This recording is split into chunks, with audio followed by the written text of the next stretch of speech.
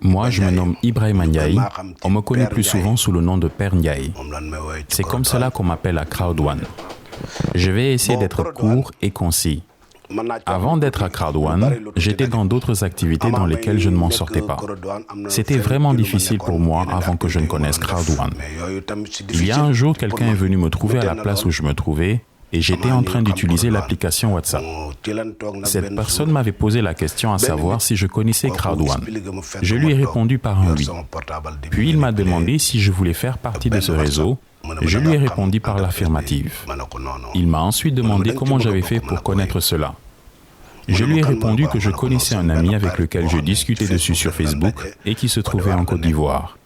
Il m'a demandé si je voulais réellement en faire partie. Je lui ai répondu par oui.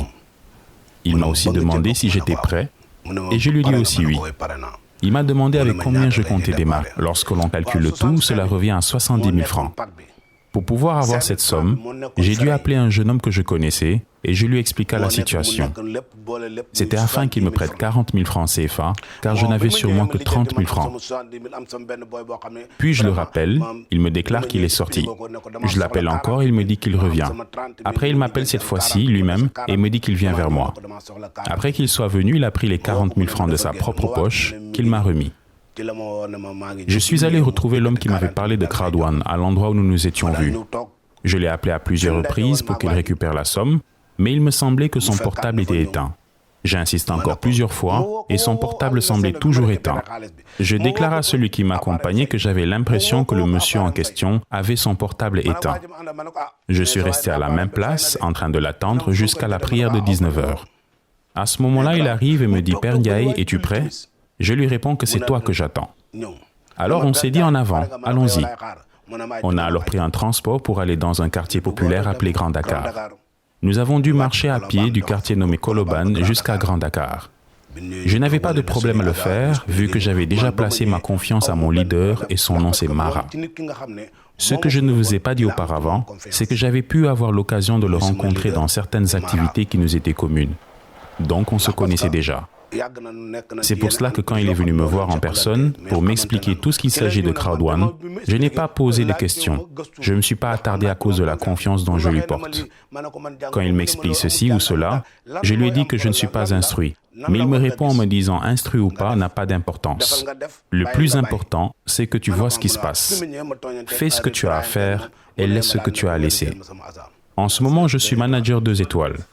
Bon, quand j'ai démarré, il s'est trouvé que mon leader m'a dit qu'à l'achat du premier pack, il fallait que j'arrive à parrainer 4 personnes pour récupérer ce que j'appelle le bonus de peur de perdre.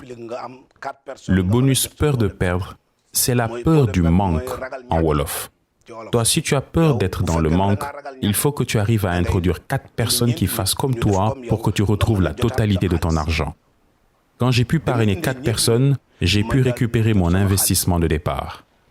Quand je me suis mis à m'en réjouir du fait que j'ai récupéré mon argent, on a su me guider. J'ai commencé à être petit à petit team leader, ensuite coordinateur. Quand j'ai quitté ce poste, j'ai pris celui de manager 2 étoiles. Tout cela n'a pas pu se faire sans la duplication que mon leader a su m'expliquer. Quand il m'appelle et me dit « Père Ndiaye, fais ceci », je le fais. Là où je me trouve, il m'aide à faire ce que je dois faire. J'accepte parce que je sais que je ne maîtrise pas tous les domaines. Et je suis conscient que je ne suis pas allé très loin dans mon cursus scolaire. Il y a des choses dont je ne comprends pas. Mais lui en personne m'appelle et me dit « Père Ndiaye, ici tu fais ceci et là tu fais cela ». Je fais tout ce qu'il me demande de faire. Avec Crowd1, pour ma part, ce que je peux dire, c'est que je suis à l'aise avec ceux qui ne sont pas allés très loin comme moi dans le milieu scolaire. Et j'insiste beaucoup dans les démarches de parrainage auprès de ceux qui ne sont pas allés comme moi loin à l'école. J'ai fait ce constat personnel que ceux qui sont vraiment très instruits prennent trop de temps pour comprendre Crowd1. Et chaque fois, c'est la même démarche. Ils allument leurs ordinateurs, font des recherches dessus, restent figés sur des définitions et concepts et théories, et ça me fait beaucoup retarder. Le temps de lire et relire et de comprendre, on pouvait passer à autre chose et franchement, c'est pour moi une perte de temps. La personne qui prend son temps pour t'expliquer Crowd1, qui te donne l'opportunité de le saisir, je trouve qu'il faudrait que tu aies confiance en lui. Parce que vous avez des choses que vous partagez déjà. Surtout quand c'est quelqu'un avec qui tu as grandi, tu as fait les 400 coups, et vous avez eu à partager certains types d'expériences de la vie jusqu'à parler de vos projets futurs que vous auriez aimé réaliser si jamais le destin arrivait à pouvoir vous donner les moyens d'y parvenir.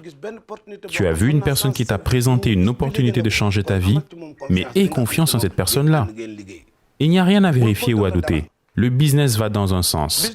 Et celui qui te devance et te montre la voie va t'amener pas à pas à réussir. Et cela te montre bien que tu dois avoir confiance en cette personne. Parce que tu l'as connu intègre, il n'a jamais été dans des choses non sérieuses et inutiles, et ça tu le vois de tes propres yeux.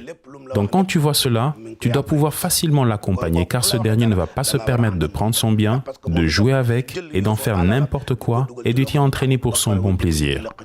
Donc chaque fois qu'une personne de ton entourage t'en fait part, écoute-le et accompagne-le dans le travail dans lequel nous sommes tous partenaires. C'est juste de la confiance.